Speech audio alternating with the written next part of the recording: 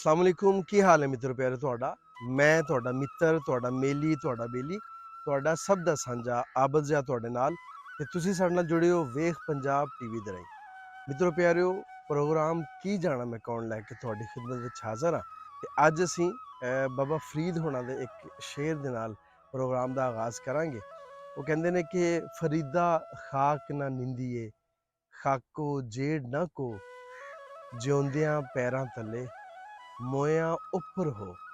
ਜਿੰਨੇ ਵੀ ਸਾਡੇ ਸੂਫੀ ਸ਼ਾਇਰ ਹੋਏ ਨੇ ਮੈਂ ਸਮਝਣਾ ਕਿ ਪੰਜਾਬ ਨੂੰ ਖਾਸ ਤੌਰ ਤੇ ਪੰਜਾਬ ਦੀ ਧਰਤੀ ਨੂੰ ਇਹ ਬਖਸ਼ ਹੈ ਜਾਂ ਪੰਜਾਬ ਦੀ ਧਰਤੀ ਬੜੀ ਬਖਤਾਂ ਵਾਲੀ ਹੈ ਕਿ ਇਹਦੇ ਉੱਤੇ ਇੰਨੇ ਢੇਰ ਸਾਰੇ ਸੂਫੀ ਬਜ਼ੁਰਗ ਹੈ ਜਿਨ੍ਹਾਂ ਨੇ ਆਪਦੀ ਸ਼ਾਇਰੀ ਦੇ ਰਾਹੀਂ ਖਲਕਤ ਨੂੰ ਪੈਗਾਮ ਦਿੱਤੇ ਔਰ ਮੁਹੱਬਤ ਦੇ ਪੈਗਾਮ ਦਿੱਤੇ। ਤੁਸੀਂ ਜਿੰਨੇ ਵੀ ਸ਼ਾਇਰ ਵੇਖ ਲਓ ਬਾਬਾ ਫਰੀਦ ਤੋਂ ਲੈ ਕੇ ਖਾਜਾ ਗੁਲਾਮ ਫਰੀਦ ਤੱਕ ਇਹਦੇ ਦਰਮਿਆਨ ਦੇ ਵਿੱਚ ਬਾਬਾ ਗੁਰੂ ਨਾਨਕ ਆਏ, ਪੀਰ ਵਾਰਿਸ ਸ਼ਾਹ ਆਏ, ਸੁਲਤਾਨ ਬਾਹੂ ਆਏ, ਸ਼ਾਹ ਹੁਸੈਨ ਆਏ ਤੇ ਇੱਕ ਜਿਹੜਾ ਜਿੰਨੇ ਵੀ ਸ਼ਾਇਰ ਆਏ ਨੇ ਉਹ ਸਾਰੇ ਵੱਧ ਤੋਂ ਵੱਧ ਨੇ। ਕੋਈ ਵੀ ਅਜਿਹਾ ਸ਼ਾਇਰ ਨਹੀਂ ਹੈ ਜਿਹਨੇ ਕੋਈ ਦੰਗੇ ਦੀ, ਕੋਈ ਫਸਾਦ ਦੀ, ਕੋਈ ਤਾਸੁਬ ਦੀ ਗੱਲ ਕੀਤੀ ਹੋਵੇ। ਸਭ ਨੇ ਮੁਹੱਬਤ ਦੀ, ਲੁਕਾਈ ਦੇ ਭਲੇ ਦੀ ਗੱਲ ਕੀਤੀ ਹੈ ਔਰ ਸਮਝਾਇਆ ਹੈ ਕਿ ਇਹ ਦੁਨੀਆ ਜਿਹੜੀ ਹੈ ਉਹ ਆਰਜ਼ੀ ਹੈ। ਜਿਵੇਂ ਸ਼ੇਰ ਤੁਹਾਡੀ ਗੋਸ਼ ਗੁਜ਼ਾਰ ਕੀਤਾ ਹੈ, ਤੁਹਾਡੀ ਨਜ਼ਰ ਕੀਤਾ ਹੈ ਕਿ ਫਰੀਦਾ ਖਾਕ ਨਾ ਨਿੰਦੀਏ ਖਾਕੋ ਜੇੜ ਨਾ ਕੋ। ਅਸੀਂ ਸਾਡਾ ਰੌਲਾ ਹੈ ਵੇਖੀਏ ਅਸੀਂ ਆਪਦੇ ਜਿਹੜੇ ਸਾਡੇ ਹੀਰੋ ਨੇ, ਜਿਹੜੇ ਸਾਡੇ ਸ਼ਾਇਰ ਨੇ ਆਪਦੀ ਧਰਤੀ ਦੇ, ਅਸੀਂ ਉਹਨਾਂ ਨੂੰ ਪੜ੍ਹਦੇ ਹੀ ਨਹੀਂ, ਅਸੀਂ ਉਹਨਾਂ ਨੂੰ ਫਰੋਲਦੇ ਹੀ ਨਹੀਂ। ਅਸੀਂ ਨਾ ਸਮਝਦੇ ਕਿ ਸ਼ਾਇਦ ਪੰਜਾਬੀ ਦੀ ਜਿਹੜੀ ਸ਼ਾਇਰੀ ਹੈ ਆ ਕੋਈ ਪੇਂਡੂਆਂ ਵਾਸਤੇ ਹੈ, ਆ ਕੋਈ ਜਾਹਲਾਂ ਵਾਸਤੇ ਹੈ। ਇੰਝ ਨਹੀਂ ਹੈ। ਇਹਦੇ ਵਿੱਚ ਜਿਹੜੇ PhD ਡਾਕਟਰਸ ਨੇ, ਜਿਹੜੇ ਬਹੁਤ ਵੱਡੇ ਵੱਡੇ ਫਿਲਾਸਫਰ ਨੇ, ਉਹਨਾਂ ਨੇ ਪੰਜਾਬੀ ਦੀ ਸ਼ਾਇਰੀ ਤੋਂ ਬੜਾ ਕੁਝ ਅਖਜ਼ ਕੀਤਾ ਹੈ। ਉਹਨਾਂ ਨੇ ਆਪਦੀ ਜੋ ਬਜ਼ੁਰਗਾਂ ਨੇ ਆਪਣੀ ਸ਼ਾਇਰੀ ਦੇ ਵਿੱਚ ਆਖਿਆ ਉਹ ਇੱਕ ਹਰਫ, ਇੱਕ ਅੱਖਰ ਬਿਲਕੁਲ 100% ਠੀਕ ਹੈ। ਤੇ ਖਾਕ ਨੂੰ ਅਸੀਂ ਨਾ ਨਿੰਦੀਏ, ਅਸੀਂ ਕਿਸੇ ਨੂੰ ਮਾੜਾ ਨਾ ਆਖੀਏ। ਮੈਂ ਵੀ ਖਾਕ ਹਾਂ, ਤੁਸੀਂ ਵੀ ਖਾਕ ਹੋ। ਆਸੇ ਪਾਸੇ ਢੇਰ ਸਾਰੀਆਂ ਜਿਹੜੀਆਂ ਚੀਜ਼ਾਂ ਨੇ ਖਾਕ ਦੇ ਨਾਲ ਨੇ। ਇਵਨ ਕਿ ਆ ਜਿਹੜੇ ਦਰਖਤ ਨੇ ਆ ਵੀ ਖਾਕ ਦੀ ਹੀ ਪੈਦਾਵਾਰ ਨੇ। ਖਾਕ ਨੂੰ ਇਨਸਾਨਾਂ ਨੂੰ, ਭਲੇ ਇਨਸਾਨਾਂ ਨੂੰ, ਜਿਨ੍ਹਾਂ ਨੂੰ ਅਸੀਂ ਕਹਿੰਦੇ ਆ ਕਿ ਆ ਇਨਸਾਨ ਜਿਹੜੇ ਨੇ ਆ ਮਾੜਾ ਹੈ, ਆ ਮਾਤੜ ਹੈ, ਆ ਗਰੀਬ ਹੈ, ਆ ਜਿਹੜਾ ਹੈ ਸਾਡੇ ਲੈਵਲ ਦਾ ਨਹੀਂ ਹੈ। ਨਾ ਨਾ, ਫਰੀਦਾ ਖਾਕ ਨਾ ਨਿੰਦੀਏ ਖਾਕੋ ਜੇੜ ਨਾ ਕੋ ਜਿਉਂਦਿਆਂ ਪੈਰਾਂ ਥੱਲੇ ਮੋਇਆਂ ਉੱਪਰ ਹੋ।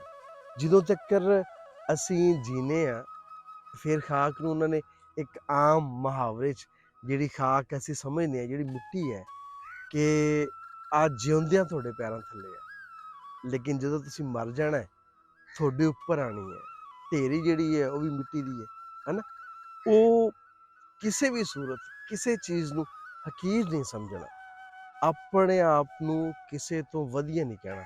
ਆ ਨਹੀਂ ਕਹਿਣਾ ਕਿ ਮੈਂ ਸਭ ਤੋਂ ਵਧੀਆ ਵਾਂ, ਮੈਂ ਬਹੁਤ ਆਲਾ ਵਾਂ, ਮੈਂ ਬਹੁਤ ਤਰਫਾ ਵਾਂ। ਇੰਝ ਨਹੀਂ।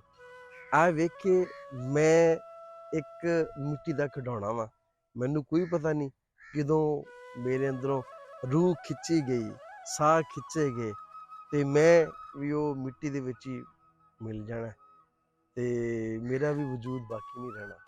ਹਰ ਚੀਜ਼, ਹੱਡੀਆਂ ਵੀ ਗਲ ਜਾਣੀਆਂ, ਮਿੱਟੀ ਦਾ ਵਿੱਚ ਸੁਰਮਾ ਬਣ ਜਾਣਾ ਇਹਨੇ, ਕੁਝ ਵੀ ਬਾਕੀ ਨਹੀਂ ਰਹਿਣਾ। ਇਸ ਵਾਸਤੇ ਕਿਸੇ ਵੀ ਸ਼ੈ ਨੂੰ ਅਸੀਂ ਹਕੀਰ ਨਹੀਂ ਸਮਝਣਾ, ਕਿਸੇ ਵੀ ਜੀ ਨੂੰ, ਕਿਸੇ ਵੀ ਇਨਸਾਨ ਨੂੰ ਆਪਣੇ ਤੋਂ ਛੋਟਾ ਨਹੀਂ ਸਮਝਣਾ।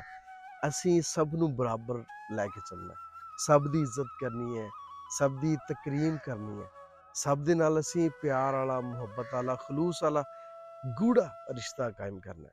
ਅਸੀਂ ਦੁਨੀਆ ਦੇ ਉੱਤੇ 4 ਦਿਨ ਆ, 4 ਦਿਹਾੜੇ ਅਸੀਂ ਇਸ ਦੁਨੀਆ ਦੇ ਉੱਤੇ ਜਿਹੜੇ ਗੁਜ਼ਾਰਨੇ ਨੇ, ਇੰਝ ਨਾ ਹੋਵੇ ਕਿ ਜਦੋਂ ਅਸੀਂ ਇਸ ਦੁਨੀਆ ਤੋਂ ਟੁਰੀਏ, ਇਸ ਦੁਨੀਆ ਤੋਂ ਚਲੇ ਜਾਈਏ ਤੇ ਫਿਰ ਲੋਕ ਕਹਿਣ ਚੰਗਾ ਹੋਇਆ ਯਾਰ ਜਾਨ ਛੁੱਟੀ। ਉਹ ਕਹਿੰਦੇ ਨੇ, ਫਕੀਰ ਮੁਹੰਮਦ ਦਾ ਇੱਕ ਸ਼ੇਰ ਯਾਦ ਆ ਗਿਆ ਕਿ ਦੁਨੀਆ ਦੇ ਵਿੱਚ ਰੱਖ ਫਕੀਰਾ ਐਸਾ ਬੈਣ ਖਲੋਣ, ਤੂੰ ਹੋਵੇਂ ਤੇ ਹੱਸਣ ਲੋਕੀ, ਨਾ ਹੋਵੇ ਤੇ ਰੋਣ। ਤੇ ਜੇ ਅਸੀਂ ਹੋਈਏ ਤੇ ਸਾਡੇ ਦਮ ਨਾਲ ਮੁਖ ਤੇ ਹਾਸੇ ਹੋਣ, ਸਾਡੇ ਦਮ ਨਾਲ ਬਹਾਰਾਂ ਹੋਣ, ਤੇ ਜੇ ਅਸੀਂ ਜਦੋਂ ਜਾਈਏ ਤਾਂ ਲੋਕ ਸਾਨੂੰ ਮਿਸ ਕਰਨ, ਕਹਿਣ ਯਾਰ ਕੋਈ ਚੰਗਾ ਬੰਦਾ ਸੀ, ਉਹ ਇਸ ਦੁਨੀਆ ਤੋਂ ਟੁਰ ਗਿਆ ਤੇ ਦੁਨੀਆ ਨੂੰ ਸੁਨਸਾਨ ਕਰ ਗਿਆ।